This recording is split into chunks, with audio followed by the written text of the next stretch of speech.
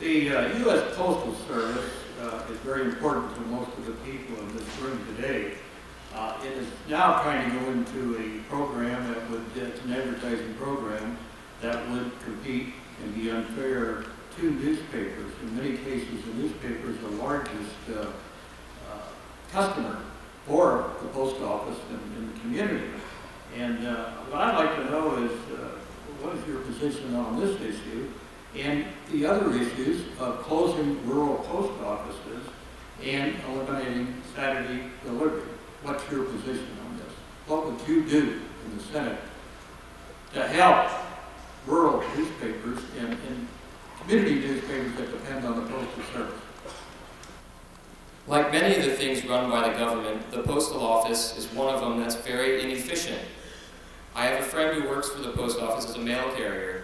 He gets 4 days straight of 10 hours a day, so that every day, every time he's needed, he gets more overtime. So the federal government, instead of hiring, or the postal service, instead of hiring new individuals, will prefer to pay double time or time and a half to one individual, wasting more money instead of hiring more people and creating more jobs. I think that the Postal Service should cut costs if it's to remain around. We need to maybe even increase the price of a stamp, and I would be in favor of closing Postal Service on Saturday. We are in a fiscal crisis. We do need to make some tough choices. And if one of them is cutting back on some of the services, we can wait till Monday to receive our mail. Todd Aiken. Well, let me say, first of all, the Postal Service is something that's constitutional. The government's supposed to be doing that. And I think all of you have grown up knowing the postman.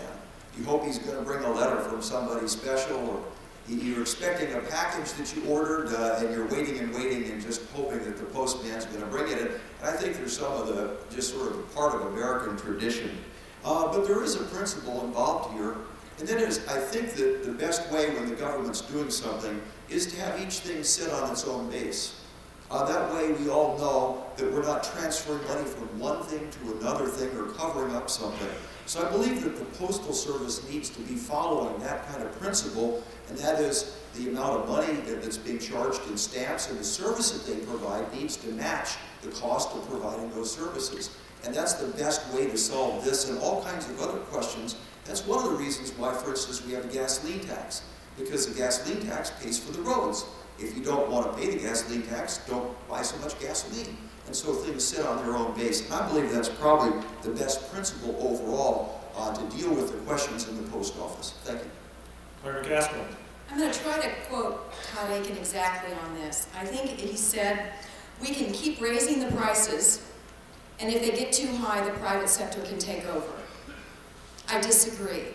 It is in the Constitution, and I will tell you, we have had the finest and the most reliable and the most comprehensive and universal postal service in the world.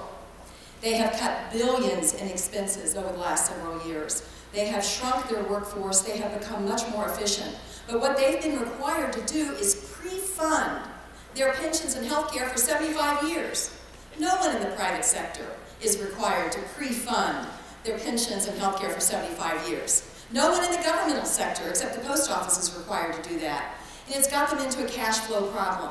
We have to uncuff them and allow them to be more entrepreneurial, particularly when it comes to the growth area of Postal Service, which is package delivery. And I will tell you, Mr. Miller, you know this, and many in this audience know this because you're from rural communities. A rural post office is more than bricks and mortar.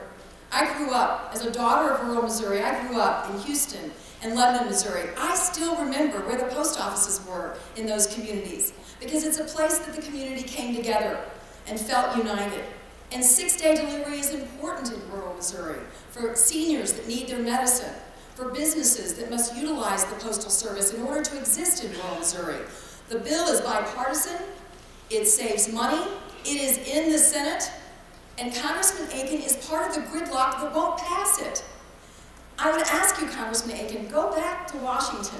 Stop campaigning. Go back to Washington and help us pass the postal bill. Congressman Aiken, would you like a rebuttal time? Yeah, I think that's a good idea. First of all, I think I heard what the answer was. Well, if you can't make the thing work, well, we'll just take some money from somewhere else to help pay for it. I don't know that that's a very responsible solution. And the idea of the fact that the rural post offices are important, I never said they weren't important. I think they're great. But I think the point of the matter is there has to be some kind of fiscal responsibility. And it's not responsible to say, take all of the stuff that you want and we're just going to somehow make money up here. That's where we're going. And because of policies like that and thinking like that from Claire McCaskill, that's why we're running over $1 trillion that we don't have, trying to spend it every year. And you want to talk about gridlock, let's talk about the Senate. It is completely stuck. It hasn't done any budget for 1,200 days. Senator McCaskill, your vote time. Let me just tackle the budget real quickly. And by the way, this bill is fiscally responsible to save the post offices. It doesn't take any tax dollars. It continues to make the post office reliant on their income.